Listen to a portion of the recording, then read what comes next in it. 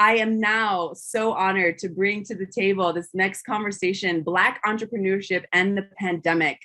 So first, I just would like to introduce Brittany Willis, and who has an MBA and is an accomplished Fortune 500 leader with more than a decade of experience in corporate America. In addition to her corporate career, Brittany is the founder of 828 Enterprises, LLC. As a part of 828 Enterprises, Brittany is a franchise owner for PJ's Coffee of New Orleans. She opened the North Dallas location in February 2021. Most recently, Brittany launched Protégé to Pro, a digital destination created to arm entrepreneurs and career professionals with Fortune 500 knowledge. The first online course offering on Protégé to Pro, entitled So You Want to Open a Franchise, helps aspiring professionals elevate and evaluate if owning a franchise is right for them. So thank you so much for being here. Next, we have Thaida Masters, the talent advocate at PowerToFly. She is experienced in HR, and she's an experienced HR professional who is passionate about helping others to take a step closer to their career goals. She's a budding entrepreneur as well, founder of Sweet Ad Signs and Luxury Intimates and Cosmetics. So thank you both so much for being here. I'm going to pass the mic to you, and I look forward to taking a lot of notes in this session. Thank you for the warm welcome. Thank you. Thank you. Thank you. I trust everyone is doing okay. Thank you once more, Brittany, for joining us. It's so stellar to have you here. Awesome. Awesome. Well, I'll just get right into it. You know, only like 4% of Black-owned businesses in the US survive past the startup stage, right? And even though 20% of Black Americans start businesses, according to the 2020 report by McKinsey and Company, who is like a management consulting company. So like as the pandemic forced many of these businesses to close, unfortunately, they had to close their doors. Up to like 41% of Black-owned businesses closed between February and April of 2020, according to this report as well. Brittany, you know a thing or two about, you know, starting a business.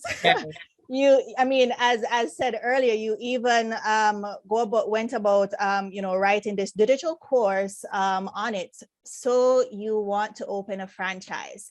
So, you know, Brittany is an accomplished Fortune 500 leader with more than a decade of experience in corporate America. And it's really great to have her here with us today in this Ask Me Anything session. Yes. So welcome once more, Brittany. We appreciate you being here. Happy to be here. Awesome, awesome, awesome. So tell us a little bit more about yourself and about your digital course.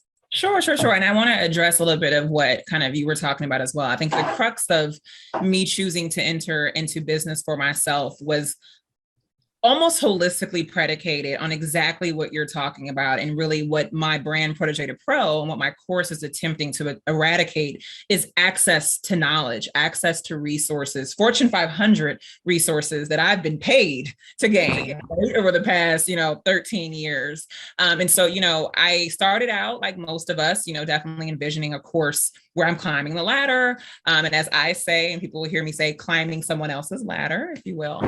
And I came to really be interested and saw a passion for, well, wait a minute, I don't see enough of us. I don't see enough of Black Americans, especially millennials, women really forging out on our own and really doing this in big ways, in ways that are risky. I always like to remind people that the term entrepreneur and entrepreneurship means elevated risk. You're going in at a heightened level of risk, and how much more riskier, I guess, can you get? I doubled down during a pandemic. And so that's a little bit about my background. And I think to really address kind of how you open the segment, I think that it gave me a lot of pause initially, right? The statistics that you highlighted are real.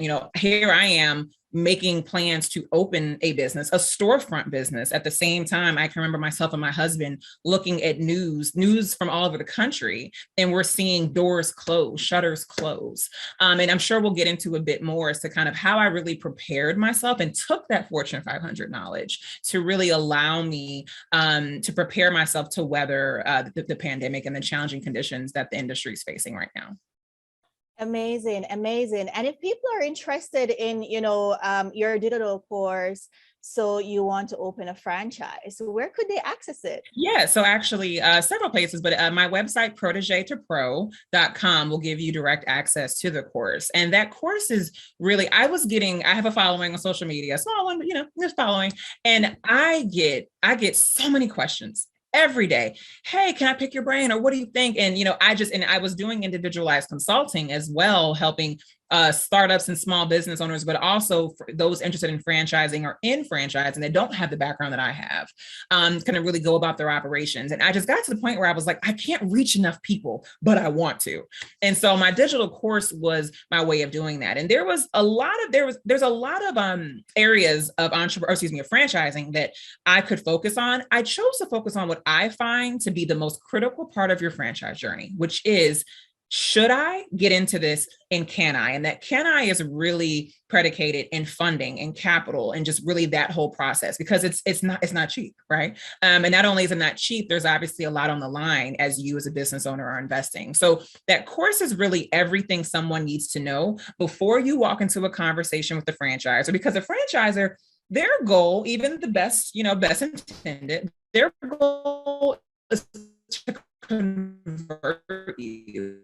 Their goal is to bring you into the franchise, because, oh, by the way, those franchise investment is $500,000, right? I mean, potentially, if we're talking buying a brand, if we're talking buying a freestanding, storefront, things like that, or even one in the strip mall. So it's really giving you that initial knowledge that you need before you go down that path.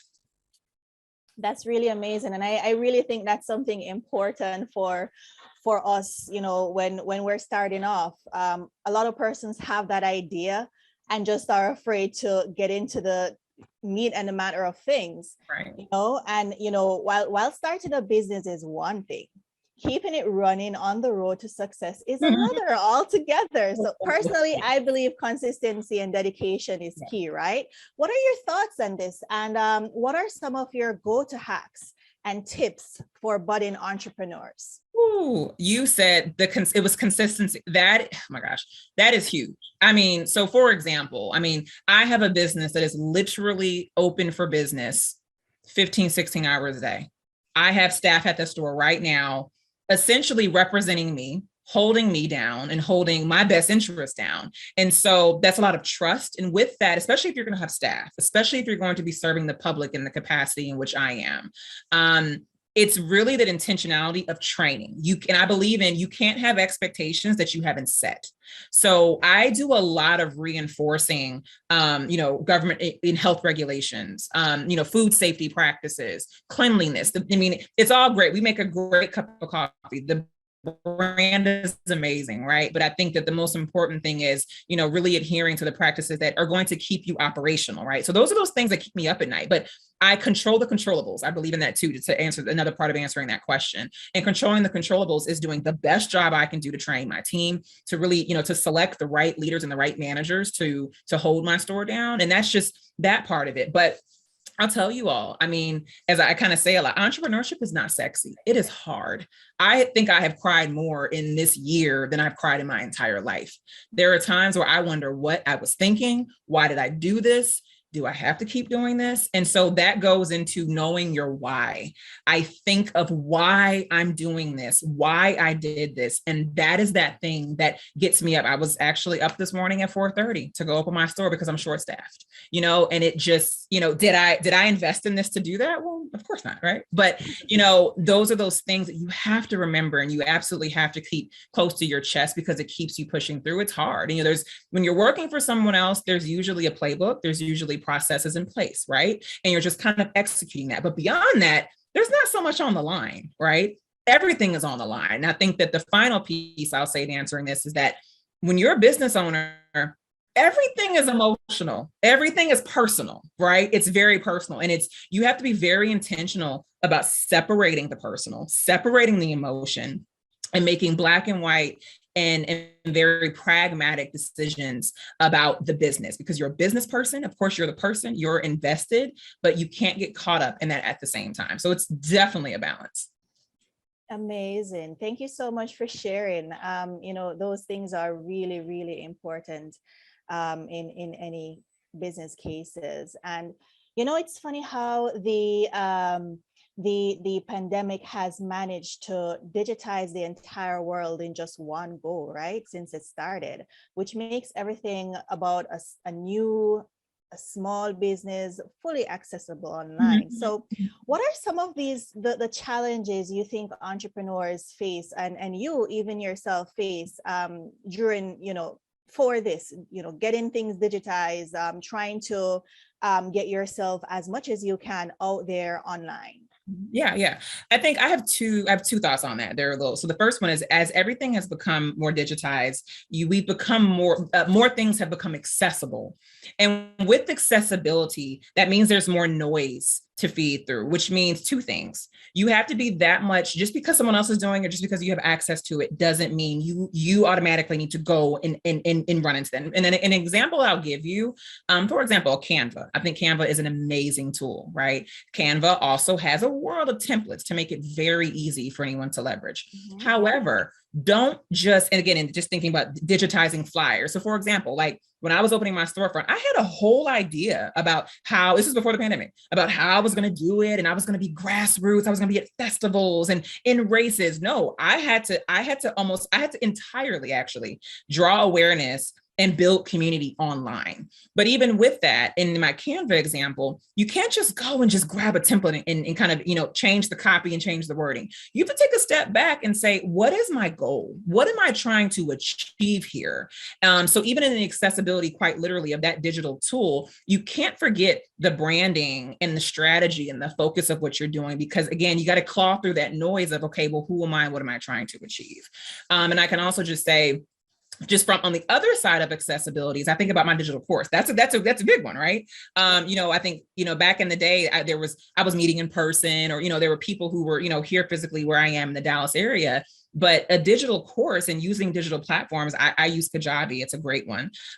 Digital platforms allow you to have that global access. I mean, it's literally the World Wide Web, right? And so I think that, we've got to be really careful at the same time as we're looking at these tools and as we're leveraging them. You really have to understand, is this serving my needs? Anything that I do, I go and I look at my mission statement and I say, is this going to align with my mission? And is it aligning with where I'm trying to go? And the other pieces too, I believe I make short-term decisions with long-term goals. And so if I'm looking to potentially engage with a particular platform or service, I'm looking at, okay, what are their current products and services?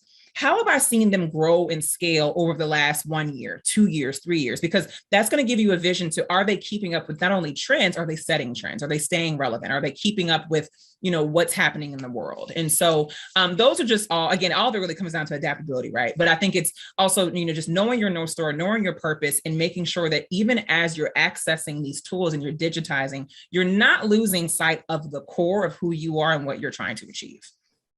Definitely. Totally agree. And I'm going to pause real quick to go to the chat.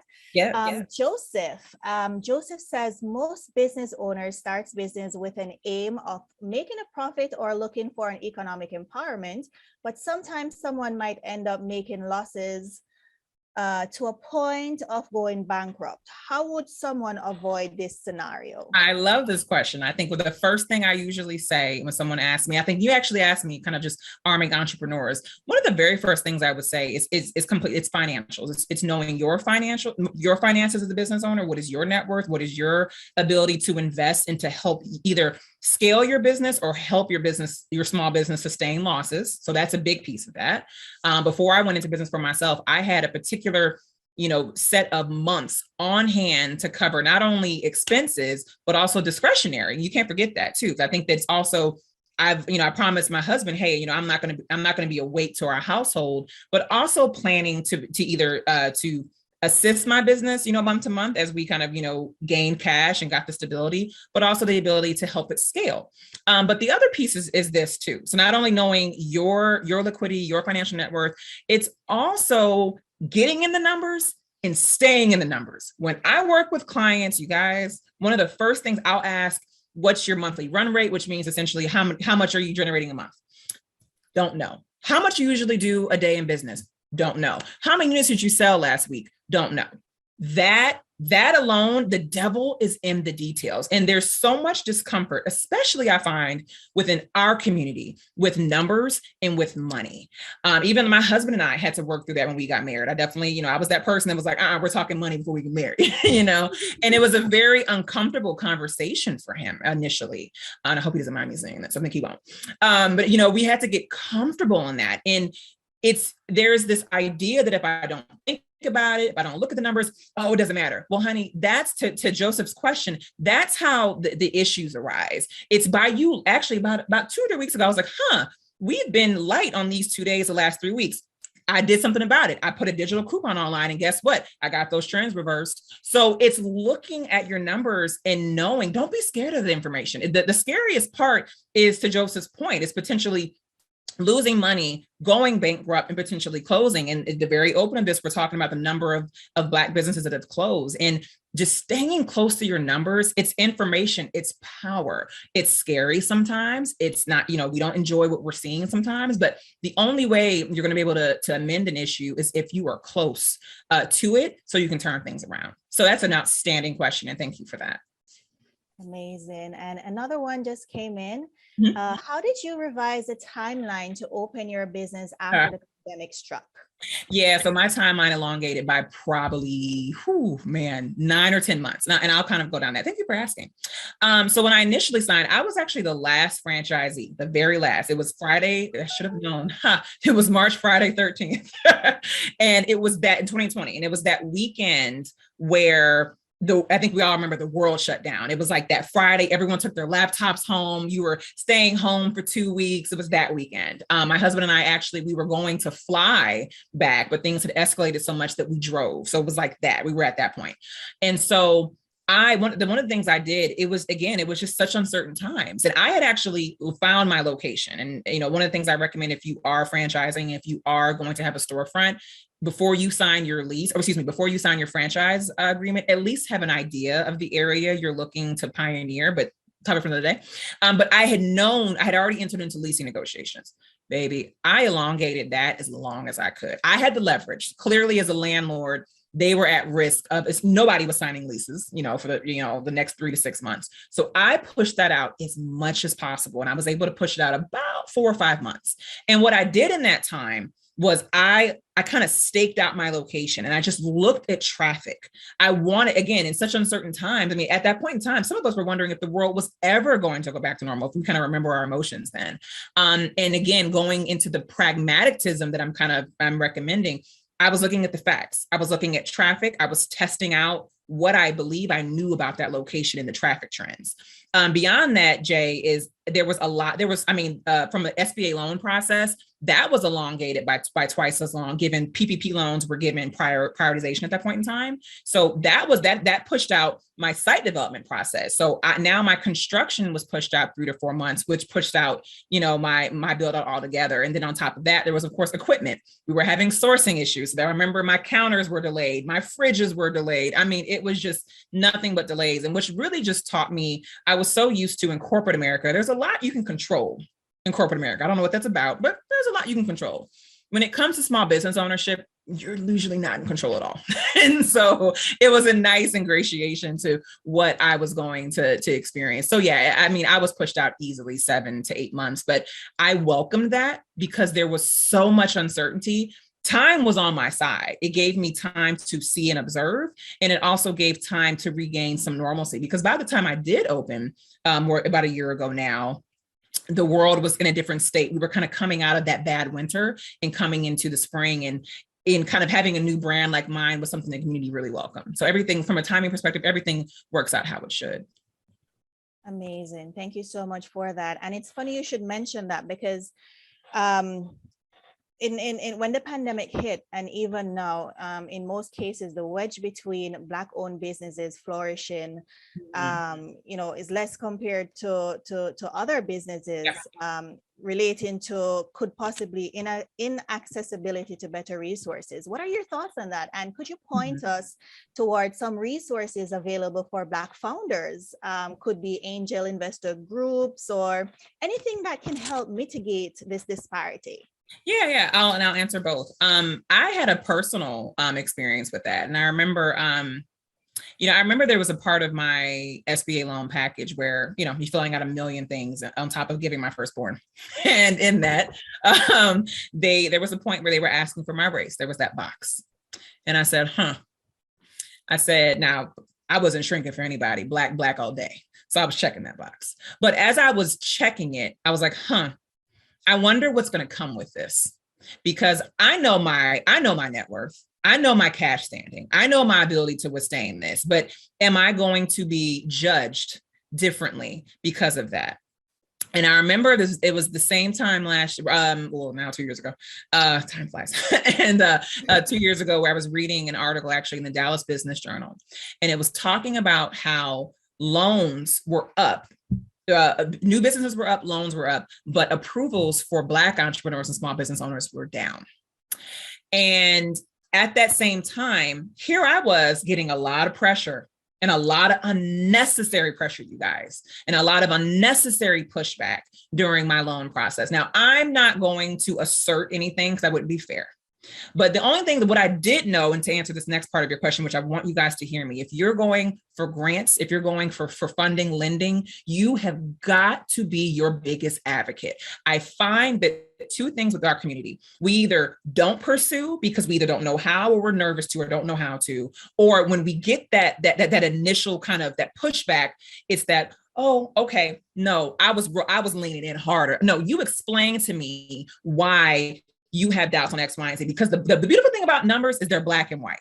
And so I was looking at my program, and I'm just like, help me understand.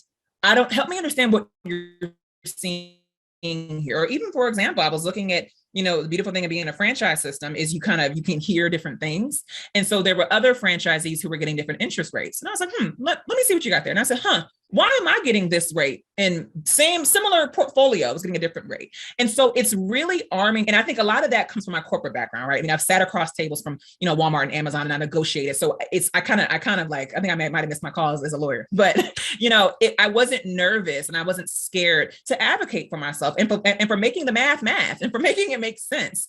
And so I think that that's really a big piece of it. Again, it's not only just the access overall, that's a whole other topic, but I think when you are pursuing it, you've got to be your biggest advocate, and you can't be scared and feel like they know more than you do. They might, but it still doesn't mean you're any less worthy.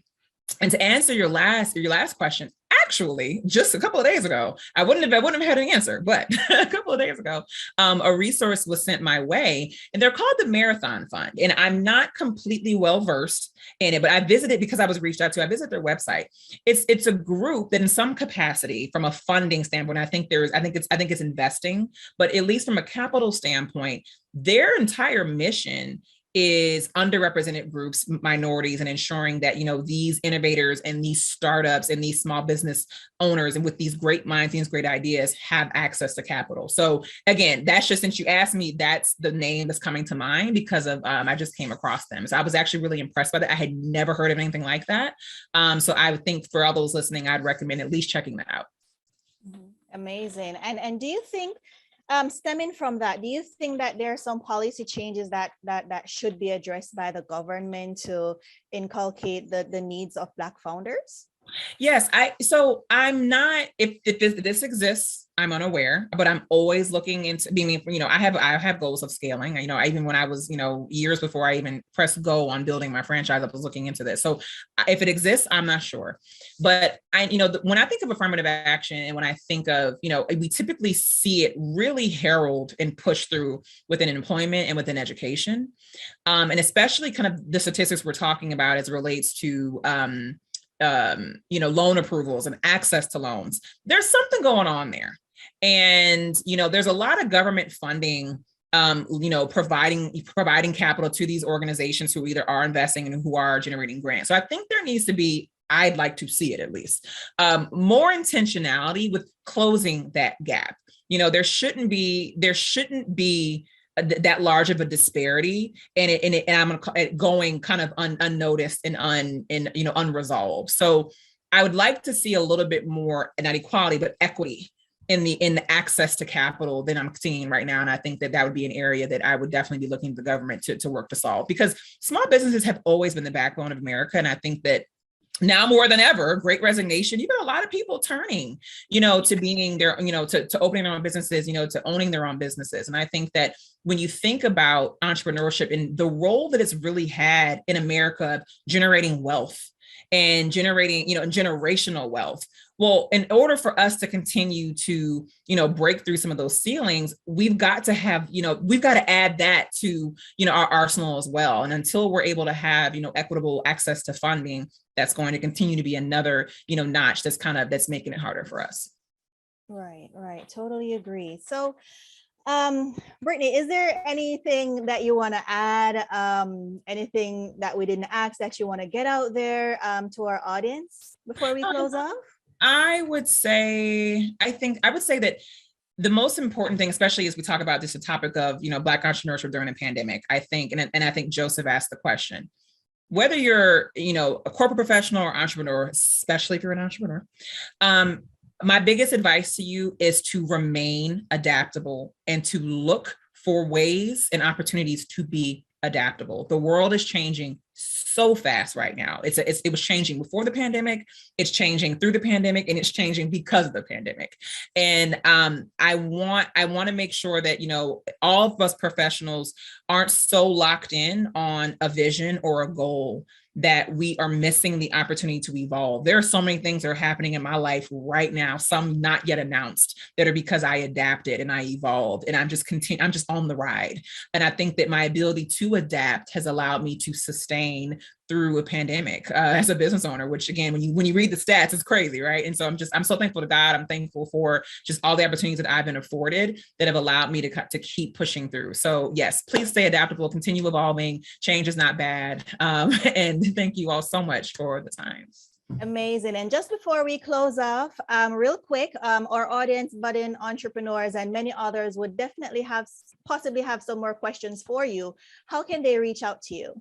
Yeah, so you can reach out to me on Instagram at 8, so the alpha 828 Enterprises. I can also be found at 828enterprises.com. So Brittany Willis, PJ's Coffee New Orleans franchise. That'll help you find me too.